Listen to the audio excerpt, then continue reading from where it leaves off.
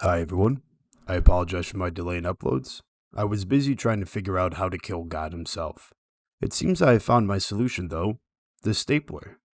The stapler is a tool that uses staples loaded into a tray in order to put together pieces of paper. Simple enough, right? Wrong! This thing is God tier. Join me today in exploring the quick history of. Let's travel back in time to the 1800s, where children were ripe for exploitation, and Europeans started to get really interested in this thing called genocide. But there was an unknown side effect of it all. That's right, there were problems for the people who were doing the exploitation and genocide, and it surprises me that people are not more sympathetic to this. What were their problems?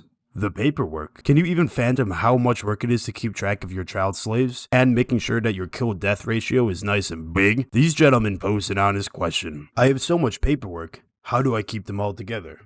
Someone help. Then, this absolute unit of a man appeared in 1866 by the name of George McGill. McGill showed up with his throbbing patent 56587 that created a small, bendable brass paper fastener. Following this, in 1867, the mad lad McGill thought, what if I shove this fastener into this paper? Great idea, McGill.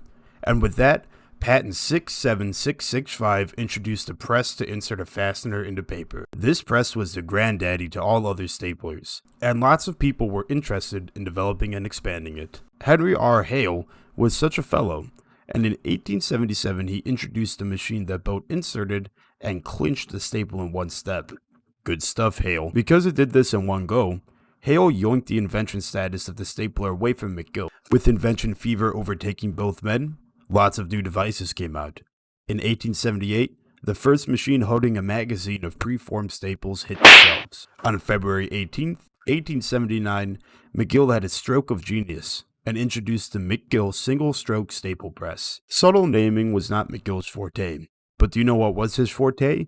Creating a monstrosity of a stapler that drove a single half-inch wide wire staple through layers of papers, weighing over 2.5 pounds.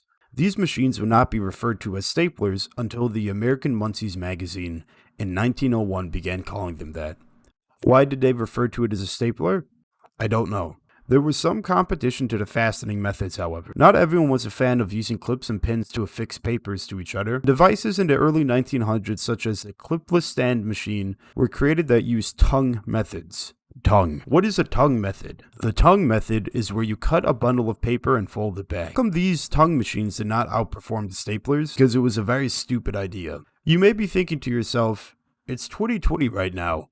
Have staplers been developed since the 1900s? In 1941, the four-way paper stapler came into play. Staplers continued to evolve and adapt to their habitats, and now we have our newest stapler, which you may be familiar with. This is the squeeze stapler. There you have it. Those are the staplers that are constantly being developed, and it's made me realize that there is more information out there on the planet about staplers than there are about some humans. This makes you think a little, doesn't it? Why not try and invent, create, or give back to the world so that you'll have more written about you than the stapler? Or will you live your life using a stapler in an office that has gone through more development, history, and changes than you ever could? Also, here's a chart detailing the history of the stapler. Thank you for watching my quick history of the stapler. If you have any suggestions for other quick histories, please let me know. Have a good one and stay safe.